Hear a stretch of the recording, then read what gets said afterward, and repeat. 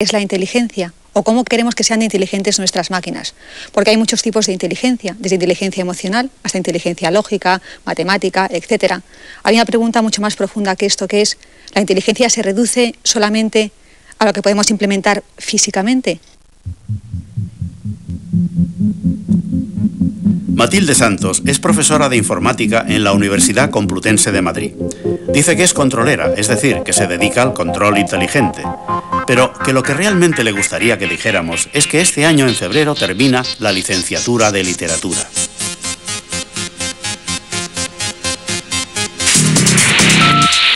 Bueno, realmente mi interés por la ciencia empezó prácticamente a los 12, 13, 14 años. Me empecé a interrogar por la naturaleza, por el porqué de las cosas. Eso orientó un poco mi tendencia a estudiar, pues, en concreto una carrera de ciencias físicas, donde te explican el porqué del universo, el porqué del movimiento, el porqué de la luz. Y luego ya me fui enfocando hacia aspectos un poco más técnicos, aspectos un poco más computacionales, a intentar decir, bueno, este modelo que tiene esas razones tan lógicas y tan físicas y tan estructuradas, es posible a lo mejor imitarlo o llegar a una realización en cierto modo parecida con los ordenadores. Y por eso me introduje en el ámbito de la inteligencia artificial. Mi palabra para el diccionario es control inteligente, es decir, son dos palabras realmente, pero definen muy bien una aplicación de la inteligencia artificial, porque control es perseguir objetivos de alto nivel, objetivos con un cierto grado de inteligencia, objetivos que nos llevan a plantearnos metas que van más allá de un puro mecanicismo, de una pura habilidad manual o sistemática. Y por otro lado, la inteligencia aporta a ese control el poder aplicar técnicas que emulan en cierto modo capacidades o funcionalidades de la inteligencia de los seres vivos. Entonces, por ejemplo, tenemos bajo el paraguas de la inteligencia artificial un abanico de metodologías o de estrategias que intentan duplicar en algún caso o en todos ellos pues imitar alguna capacidad racional de los seres vivos. Por ejemplo, los sistemas expertos son un reflejo de nuestra forma de razonar, o la lógica borrosa o difusa nos permite trabajar con este lenguaje natural, cercano a todos los hombres, con la imprecisión que éste conlleva, o las redes neuronales pretenden imitar la estructura conexionista de nuestro cerebro, los algoritmos evolutivos intentan imitar ese desarrollo genético de los seres vivos, etc. El objeto que he traído es una paleta de pintor porque me parece que es una imagen que refleja bastante bien lo que es la inteligencia artificial. Como hemos visto, está compuesta, por así decirlo, por una serie de técnicas que podrían parecer independientes entre sí, pero cuya combinación nos dan un retrato mucho más verdadero y mucho más fiel de lo que sería la inteligencia humana. En ese cuadro, que se podría hacer mediante una combinación de colores, una combinación de estrategias, tenemos una visión mucho más real de a dónde queremos llegar.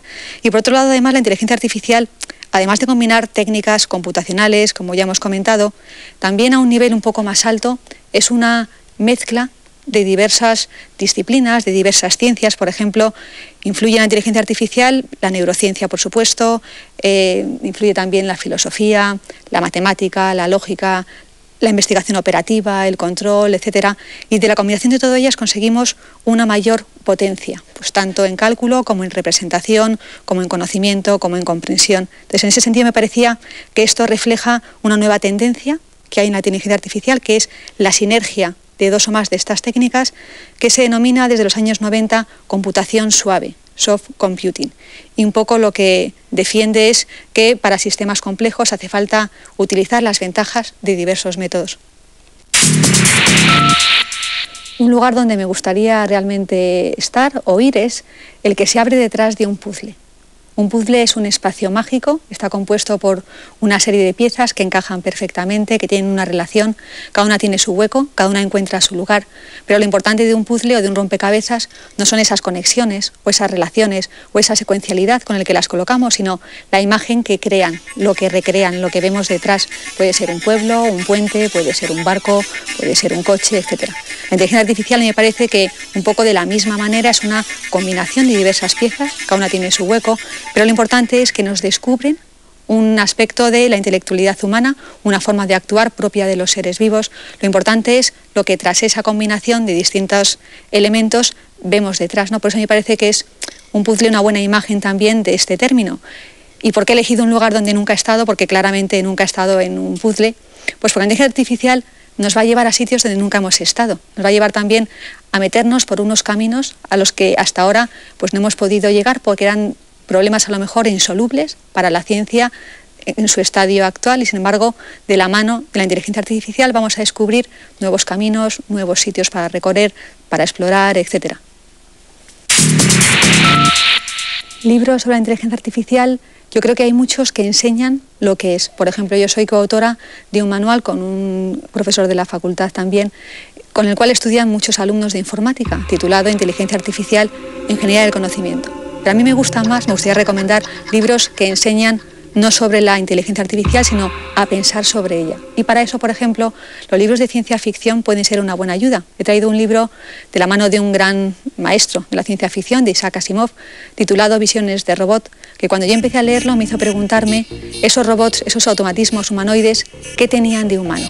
La forma de andar, la forma de razonar, la forma de percibir y sobre todo, ¿qué les faltaba para ser humano? O sea, que a través de esos sueños de ficción se puede llegar a investigar realmente temas científicos.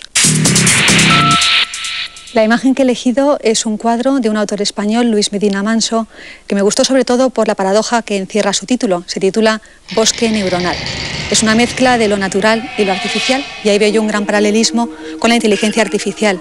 La inteligencia artificial entronca con lo más humano del hombre, su capacidad racional, su capacidad intelectual, y por otro lado, el término artificial nos habla de algo que está fabricado, que está construido con una utilidad, con un propósito. Entonces ese cuadro se da una unión de esos dos aspectos que me parece que complementan realmente el término de inteligencia artificial.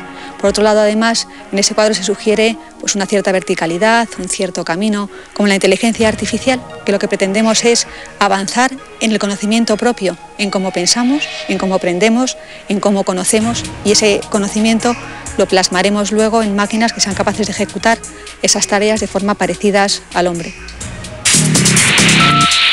Yo creo que la inteligencia artificial en un futuro no muy lejano vamos a ver grandes avances que van a venir de la mano del vertiginoso adelanto que hay en los medios técnicos, computacionales, electrónicos, en circuitería, etc. Sin embargo, llegar hasta aquí nos ha costado más de 3 siglos. Podríamos remontarnos a filósofos como Locke o Leibniz, que ya se preguntaban si las máquinas podrían hablar, si las máquinas podrían razonar o responder a una serie de preguntas, y han tenido que pasar 300 años para que sus sueños se hubieran hecho realidad. Yo pienso que en nuestro caso no tendremos que esperar ni mucho menos 3 siglos, ¿no? Y veremos pues, grandes avances en el ámbito, sobre todo yo pienso, de Internet, de las comunicaciones, traducciones, reconocimientos de habla, reconocimientos de patrones, y un campo muy plástico en el cual veremos estas mejoras será, por ejemplo, en los juguetes de los niños. Yo creo que la implementación de técnicas de inteligencia artificial que mejoren esos pequeños robotitos va a ser pues, muy espectacular.